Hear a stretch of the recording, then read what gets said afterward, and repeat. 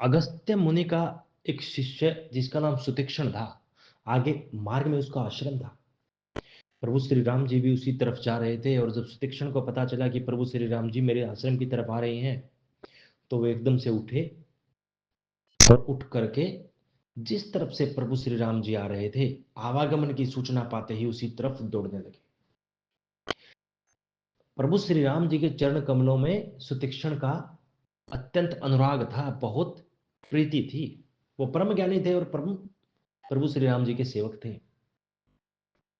वो ज्ञान वैराग्य युक्त प्रभु श्री राम जी की भक्ति करते थे, नाम का स्मरण करते थे।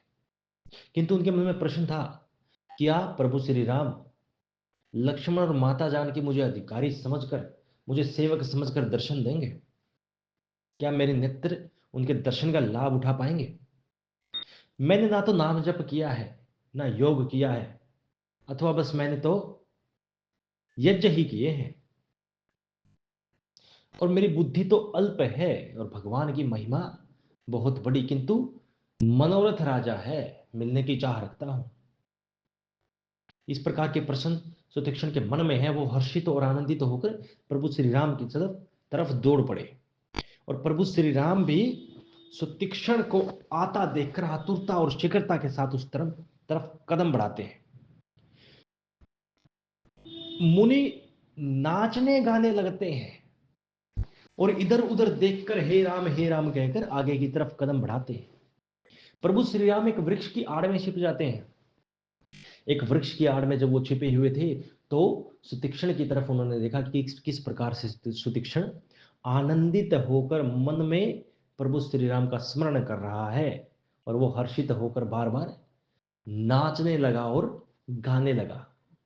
और इस प्रकार का अत्यंत प्रेम देखकर प्रभु श्री राम उसके हृदय में प्रकट हो गए। और जब प्रभु श्री राम उसके हृदय में प्रकट हुए, तो सुतीक्षण अचल हो गया, यानी कि स्थिर हो गया, और उसकी वहीं समाधि लग गई। वो वहीं बैठ गया और प्रभु श्री राम जी का दर्शन करने लगा अपने हृदय में ही।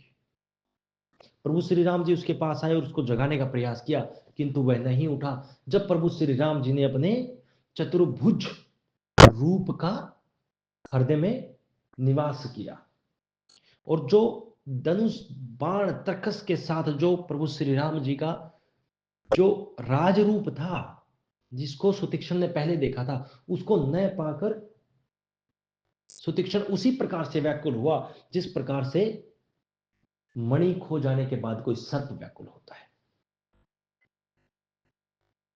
व्याकुल होकर उसकी जो प्रेम समाधि थी वो टूट गई।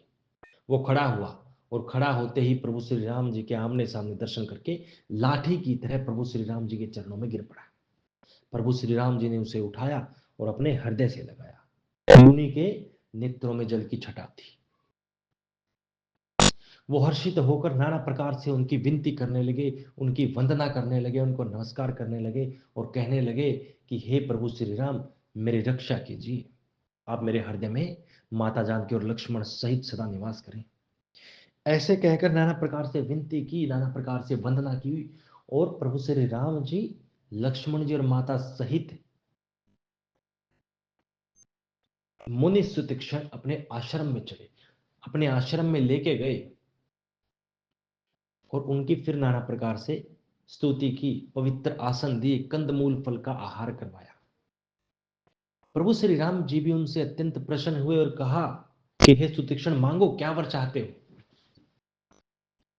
और सुतीक्षण ने कहा कि मेरी बुद्धि तो अल्प है और आपकी महिमा बहुत बड़ी है, और मैंने तो कभी वर मांगा ही नहीं। मैं क्या वर मांगू? मुझे कुछ सूझता ही नहीं। मुझे कुछ सच क्या है, झूठ क्या है, मुझे पता ही नहीं। मैं क्या मांगू और क्या ना मांगू, मुझे कोई ज्ञात नहीं। आपको जो उचित लगे प्रभु, सो दीजिएगा। जो आपको अच्छा लगता है आप वो दीजिएगा। प्रभु श्री राम ने कहा कि तुम ज्ञान, भक्ति, विज्ञान और समस्त गुणों के जाओ, निधान हो जाओ। सुतीक्षण ने वर मांगा नहीं, किंतु उसको वर मिल गया। अब सुतीक्षण ने कहा, अपनी चतुराई के साथ सुतीक्षण ने कहा कि हे प्रभु, आपको जो उचित लगा आपने दिया, अब जो मैं मांगता हूं कृपा करके आप मुझे वो भी दीजिए। सुतीक्षण ने वर मांगते हुए कहा कि आप लक्ष्मण जी, माता सीता जी सहित, धनुष और बाण सहित निष्काम प्रभु श्री रामचंद्र जी मेरे हृदय में निवास करें। और प्रभु श्री राम जी ने भी कहा, एव मस्तु का उच्चारण करते हुए वो अगस्त्य मुनि के आश्रम की तरफ चल पड़े। ऐसा ही हो का उच्चारण करते हुए वो अगस्त्य मुनि की आश्रम की तरफ चल पड़े। और जब अगस्त्य मुनि के आश्रम की तरफ चल पड़े तो अपनी चतुराई दिखाते हुए सुतीक्षण ने कहा कि ताकि कुछ समय और भगवान श्री रामचंद्र जी के साथ बीत जाए।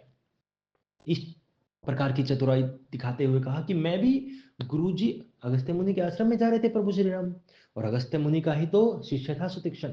सुतीक्षण ने कहा कि मैं भी काफी दिन से गुरु जी के दर्शन नहीं पाया हूं और उनके आश्रम नहीं गया हूं, चलो मैं भी चलता हूं आपके साथ, किंतु मेरा कोई एहसान नहीं है आप पर। इस प्रकार की बातें क्यों कर रहा है सुतीक्षण? ताकि कुछ दूर तक और प्रभु श्री राम जी का दर्शन प्राप्त हो सके।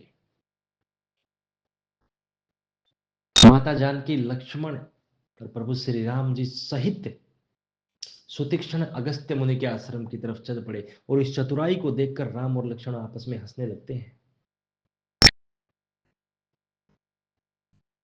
राम जी अगस्त्य मुनि के आश्रम में पहुंच गए। सुतीक्षण पहले ही मुनि के पास जाते हैं, अगस्त्य मुनि के पास जाते हैं और सिर नवाकर उनको कहते हैं कि हे, दंडवत करते हैं और सिर नवाकर कहते हैं कि हे गुरुदेव, आप जिसका नाम जप किया करते हैं वो स्वयं आपके आश्रम आए हैं। भगवान राम, राजा दशरथ के पुत्र सुजान आपके आश्रम में आए हैं। और मुनि ने तुरंत ही दोनों सुकुमार अवस्थाओं के बालकों को अपने हृदय से लगा लिया। उनके नेत्रों में जल की छटा है। अगस्त्य मुनि के नेत्रों में जल की छटा है।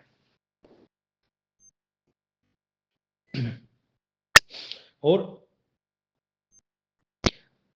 ज्ञानी मुनि ने आदरपूर्वक कुशल पूछकर उनको श्रेष्ठ आसन पर बैठाया। फिर नाना प्रकार से उनकी पूजा करके कहा कि मेरे समान भाग्यवान आज कोई नहीं है, मेरे समान भाग्यवान आज कोई नहीं है। बहुत सारे मुनिगण वहां पर आए, प्रभु श्री राम जी का दर्शन किया। प्रभु श्री राम जी बीच में बैठे हैं और आमने सामने की अवस्था में सारे के सारे मुनि बैठे हैं। जैसे जिस प्रकार से प्रभु श्री राम जी सभी मुनियों को देख पा रहे हैं, उसी प्रकार से सभी मुनिगण प्रभु श्री राम जी को देख पा रहे हैं। काफी देर बैठने के बाद, बातचीत करने के बाद श्री राम जी ने कहा कि हे अगस्त्य मुनि, मैं हाथ जोड़कर आपकी वंदना करता हूं।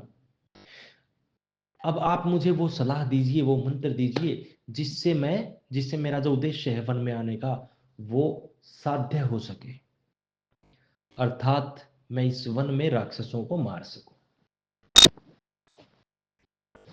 अगस्त्य मुनि कहते हैं कि मैं तो आपके नाम के प्रभाव से, आपकी पूजा के प्रभाव से, यानी कि आपका जो मेरे ऊपर प्रभाव है उसी की वजह से थोड़ी बहुत महिमा जानता हूं।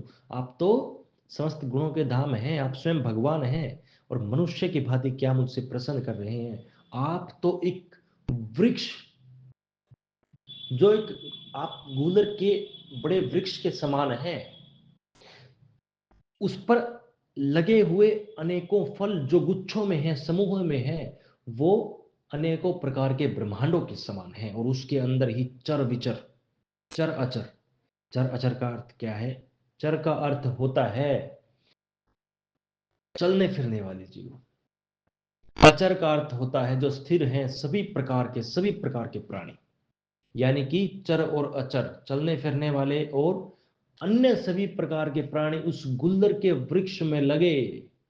ब्रह्म अनेकों फल, जिसको अगस्त्य मुनि ने अनेकों ब्रह्मांडों के समान बताया है, उसमें चर और विचर रहते हैं, जिनका भक्षण कठिन और कराल काल करता है। वह काल भी आपसे भयभीत होता है। आप मनुष्य की भांति मुझसे प्रसन्न करते हो, मैं आपको कैसे बता सकता हूं? आप तो सुजान हैं, आप अजन्मे हैं, आप अगोचर हैं, आप कृपा निधान हैं। आप सब जानते हैं, वेदों ने आपको नेति नेति कहकर आपका निरूपण किया है। मैं आपको क्या बता सकता हूँ? मैं तो अगर थोड़ी बहुत महिमा जानता हूँ तो आपके प्रभाव से ही जानता हूँ प्रभु। मैं आपको इस प्रकार की बातें कैसे बता सकता हूँ?